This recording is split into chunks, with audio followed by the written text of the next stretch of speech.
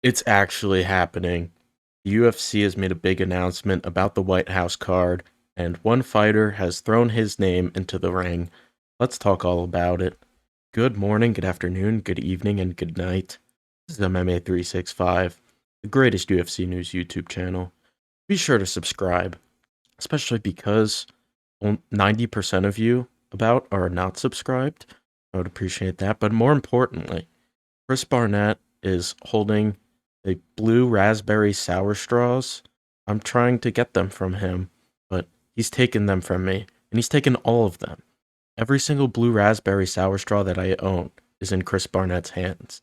So, in order for me to get these blue raspberry sour straws back, I need you to hit that subscribe button. Thank you. So, Dana White said today on the official UFC News YouTube channel, there's a long interview, but talking about the White House card, he said they have two different options laid out. That's more so on the production side.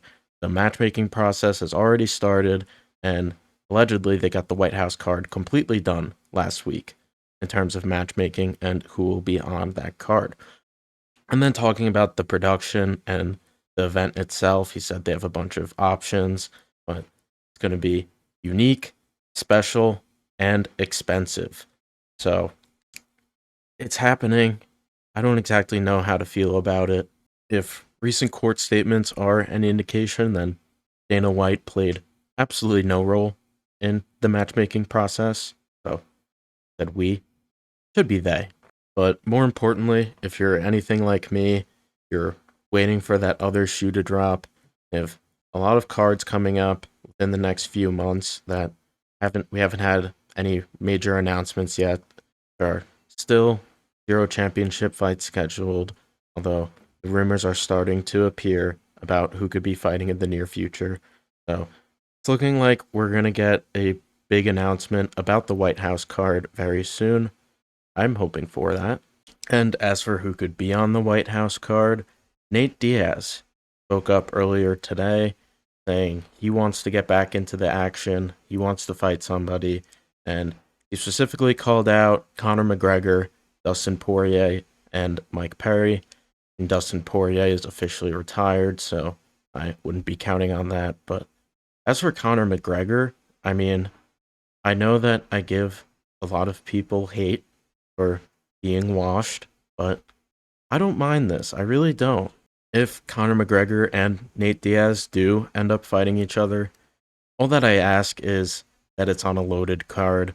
I don't want this thing to be one of the most anticipated fights because neither of these guys have fought in years and years and years, but it is a grudge match. I don't think it'll be the pinnacle of mixed martial arts. I here we're looking more of a Kimbo Slice versus Dada 5000 kind of situation.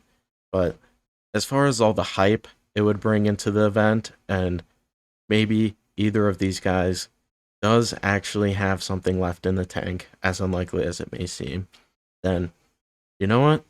So be it. Let's do it.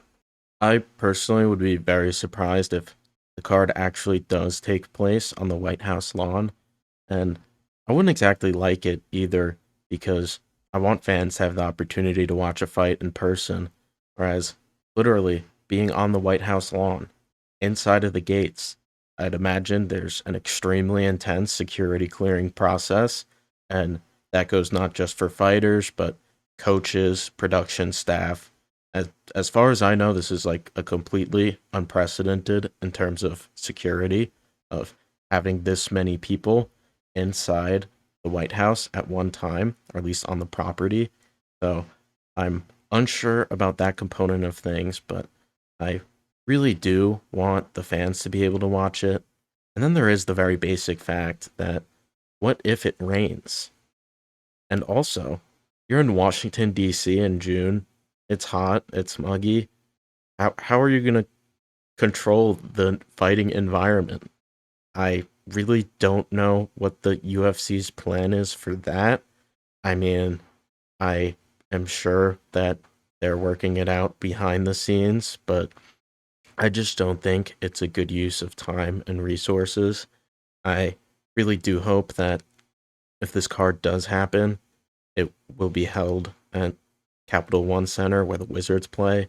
I think that's a lot more reasonable, and that at the very least still has some of that July 4th, 250th United States anniversary. There still is that sort of aspect to it, but it's just at a normal venue, like any other event.